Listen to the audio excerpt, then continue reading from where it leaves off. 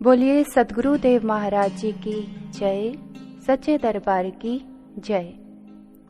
यूं तो हर कोई जीवन जी रहा है, पर जीवन जीने जीने में भी अंतर होता है।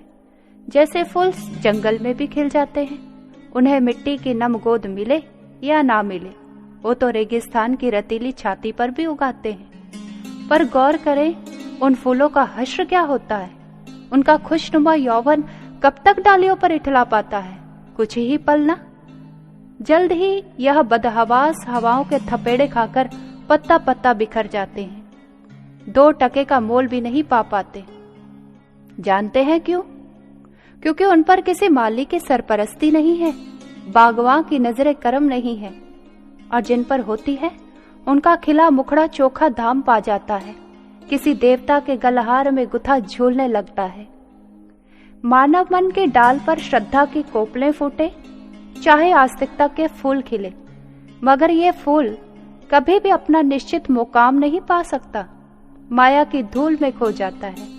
ऐसा खोता है कि मानव अपनी दिशा ही भूल जाता है, और जब जब मानव अपनी दिशा भूलता है तो उसकी दशा खराब हो जाती है। दिशा विहीन होने के कारण ही उसकी दशा ठीक नहीं है, पर जब गुरु दिशा प्रदान करते हैं तो उसकी दशा ठीक हो जाती है। पर यहाँ एक प्रश्न है, कौन सा गुरु, कैसा गुरु, किस गुरु के सानिध्य में जीवन रूपी फूल का मूल्य पड़ता है? तो स्कंद पुराण का एक भाग है गुरु गीता, जिसमें भगवान शिव मां पार्वती को गुरु की परिभाषा देते हुए कहते हैं, अखंड ही करसंग ब्रह्म नित्य मुक्तं निरामयं स्वस्मिन् संदर्शितं येन स भवेदस्य देशिकः। अर्थात अखंड, एक रस, नित्य मुक्त और निरामय ईश्वर को जिज्ञासु के हृदय में दिखा देते हैं। जो ईश्वरीय प्रकाश को हमारे भीतर दिखा दे, वही सच्चे गुरु होते हैं, वही सही अर्थों में सद्गुरु होते हैं। फिर गुरु एक मलाह बनकर शिष्य की जीवन नौका को भवसागर से इतनी कुशलता से खेता है कि चंचल उफनती विकराल लहरों पर भी विजय प्राप्त कर अपने लक्ष्य को पा लेता है। गुरु एक चित्रकार बनकर शिष्य के नीरस जीवन में भक्ति के रंगों की अमिट आभा बिखेर देता है। गुरु एक ऐसा कारीगर है जो हर इंसान को गढ़ने में माहिर है।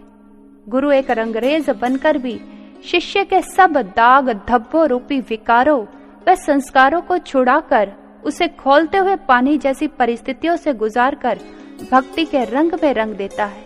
और वह रंग है मजीठ रंग, जो एक बार चढ़ जाए तो फिर उतरता नहीं है। गुरु एक संगीतज्ञ बनकर जीवन के बेसुरे स्वरों को सुरों में सजाकर तालबद्ध कर देता है। गुरु की शरण में आकर जीवन ऐन्द्रिक सुखों के बाजार में नहीं बिकता, बल्कि प्रभु के दर्शन पाकर शाश्वत आनंद से मालामाल हो जाता है। ऐसे गुरु को प्रपन्न कर शिष्य के लिए उसका गुरु ही सर्वस्व हो जाया करता है।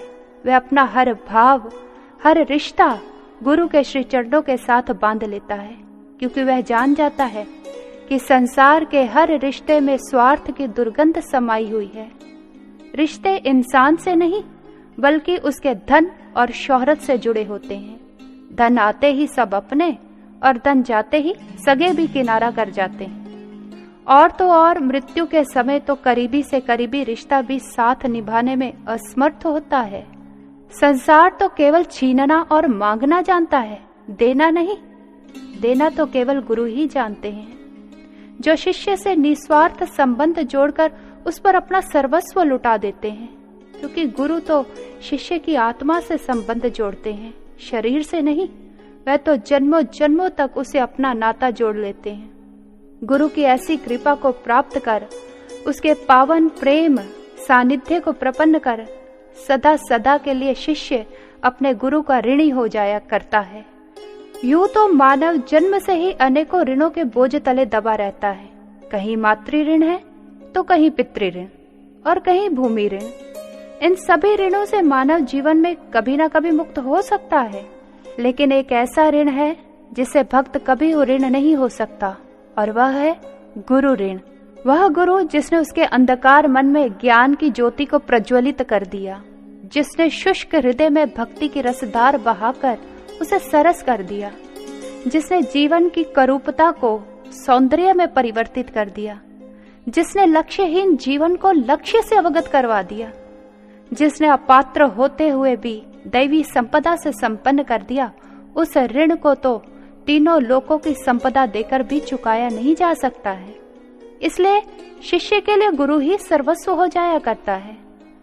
ऐसे गुरु पर शिष्य अपना सर्वस्व लुटा देना चाहता है। उसकी हर आज्ञा व उपदेश पर वह 100 बार जीना वो मरना चाहता है।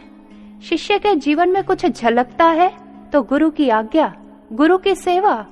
शिष्य के विचारों में यदि कुछ समाया है तो गुरु के आदर्श, गुरु के विचार, उसकी श्वासों का यदि कोई स्वामी है तो वह है उसके गुरुदेव, उनका सुमिरन, उनकी याद है। एक शिष्य की धड़कन में, रुदन में, भक्ति में, व्याकुलता में, पूजा में, प्रेम में, विरह में, वियोग में उसके गुरु ही अभिव्यक्त होते हैं। और स्वामी विवेकानंद जी भी कहते हैं, आप अपने आप से प्रश्न कीजिए, कोहम, मैं कौन हूँ? हो सकता है उत्तर मिले, मैं किसी का पुत्र हूँ, पिता हूँ, बहन हूँ अथवा माँ हूँ।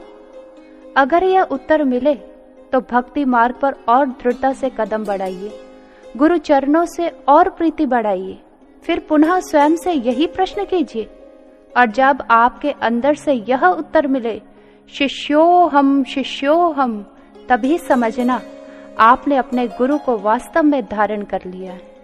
यह जीवन ही गुरु के आदर्शों को जीने के लिए मिला है, गुरु के ज्ञान को अपने जीवन में धारण करने के लिए मिला है। इसलिए जीवन ऐसे जिए ताकि आप अपने गुरु के सिद्धांतों को पी सके और गुरु के विचारों को अपने जीवन में आत्मसात कर सके।